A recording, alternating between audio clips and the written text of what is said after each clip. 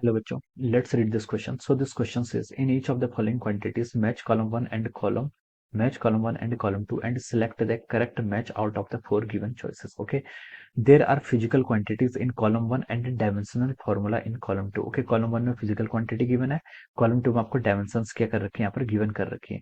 A में बोला है modulus of elasticity, B में है surface tension, C में है coefficient of viscosity, D में आपके liquid resistance in the flow of resistor. Liquid resistance in the flow of resistance. Okay, A B C D आपको चार ऑप्शंस दिए हैं, आपको बताने के कौन सा ऑप्शंस के यहाँ पर करेक्ट है. ओके, तो चलिए बच्चों इस क्वेश्चन को स्टार्ट करते हैं. तो देखिए बच्चों, इस क्वेश्चन का की कॉन्सेप्ट आपका लिख सकते हैं. The key concept of this question, यहाँ पर हमें क्या बतानी, डायमेंशंस बतानी. क्या बतानी आपको, डायमेंशनल फॉर्मूला बताने. किसका, यहाँ पर आपको फ्लूइड से रिलेटेड डिफरेंट क्वांटिटीज गिवन है. ओके, और हमें क्या बताना है यहाँ पर उनके करस्पॉन्डिंग डायमेंशनल फॉर्मूला बताना है. क्या बताना है, डायमेंशनल फॉर्मूला. ओके, तो देखिए बच्चों, डायमेंशनल फॉर्मूला कैसे डिफाइन करते हैं. कोई फिजिकल क्वांटिटी मान लीजिए एक्स है. ओके, कोई फिजिकल क्वांटिटी देखिए आपकी मास, लेंथ और टाइम पर क्या करती है, आपकी डिपेंड करती है. मान लीजिए ए बी सी इस तरीके से डिपेंड करिए. ओके, तो जो इनकी डिपेंडेंसी होती है आपकी मास, लेंथ या फिर बेसिक यूनिट्स पर, ओके, इन जनरल इन्हीं पर डिपेंड करती है.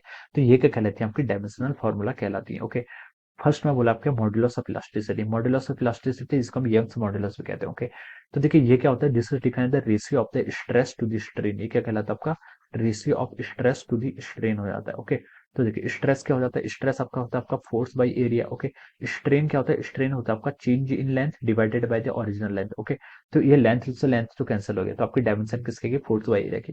फोर्स की डायमेंशन क्या होती है आपकी, M L T minus two. Okay, इसको ऑलवेज बॉक्स के अंदर रखना है, डिवाइडेड बाय एरिया. एरिया कितना हो जाएगा आपका, एल का पावर 2. ओके, तो ये हो जाएगा आपका एम एल माइनस वन हो जाएगा T minus two. Okay, M L minus one T minus two, this will be the dimension of the, ये किसकी डायमेंशन होगी आपकी, मॉड्यूलस ऑफ इलास्टिसिटी. तो ये आपका एस ऑप्शन से मैच कर रहा है. ओके, बी पर मूव करिए. बी पर क्या लिखा है, सरफेस टेंशन. सरफेस टेंशन को हम कैसे डिफाइन करते हैं, देखिए फोर्स ऑफ सरफेस टेंशन होता है आपका सरफेस टेंशन इनटू सरकमफेरेंस या फिर लेंथ के इक्वल होता है. ओके, आपको यहाँ से एस की डायमेंशन फाइंड आउट करनी है. तो डायमेंशन ऑफ फोर्स, फोर्स की डायमेंशन क्या होगी, M L T minus two divided by dimension of length या फिर सरकमफेरेंस, उसकी डायमेंशन भी लेंथ की डायमेंशन के इक्वल होगी.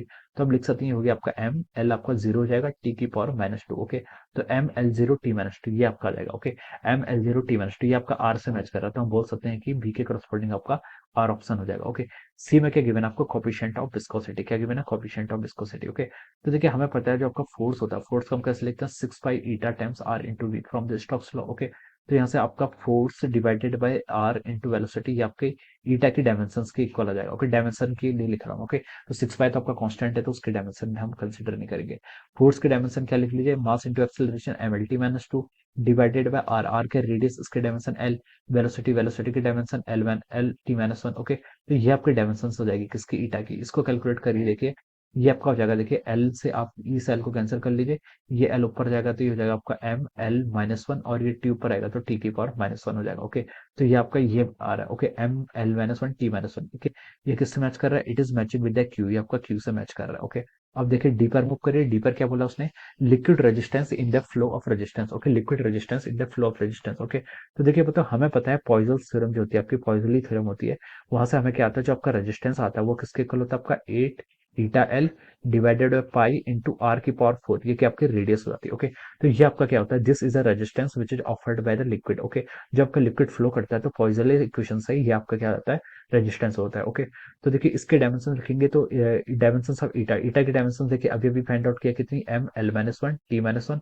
इंटू लेंथ, लेंथ की डायमेंशन कितनी हो जाएगी आपकी, एल हो जाएगी डिवाइडेड है पाई की कोई डायमेंशन होगी आर की पावर 4, आर क्या होगी अगेन लेंथ हो जाएगी, तो इनसे लेंथ की पावर 4 लिख सकते हैं. ओके, तो देखिए यहाँ से क्या क्या कैंसिल हो रहा है, इससे आपका ये कैंसिल कर लीजिए, एम ऊपर आएगा, एल ऊपर आएगा तो L to the power minus 4 हो जाएगा, टी ऊपर आएगा तो T to the power minus 1 हो जाएगा. Okay, so this will be the answer. ये क्या हो जाएगा आपका आंसर हो जाएगा. ये किससे मैच कर रहा है, it is matching with the option P. Okay, so हम यहाँ से बोल सकते हैं, देखिए जो उसके करस्पॉन्डिंग करेक्ट चॉइस होगी, ए के करस्पॉन्डिंग कौन सा मैच कर रहा है आपका, ए के करस्पॉन्डिंग एस मैच कर रहा है, बी के करस्पॉन्डिंग यहाँ से हमारा आर मैच कर रहा है, सी के करस्पॉन्डिंग क्यू आ रहा है, एंड डी के करस्पॉन्डिंग क्या आ रहा है आपका पी आ रहा है. Okay, so this will be the correct matches. Okay, ये क्या हो जाएंगे इस क्वेश्चन के करेक्ट मैचेस हो जाएंगे, S R Q P. Okay, तो ये देखिए आपका ऑप्शन डी से मैच कर रहा है, किससे मैच कर रहा है, it is matching with the option D. Okay, तो हम बोल सकते हैं कि यहाँ से जो आपका ऑप्शन डी है, option D is the correct answer of this question. Option D का इस क्वेश्चन का करेक्ट आंसर हो जाएगा. Okay, so I hope you all understood this concept. All the best and thank you so much.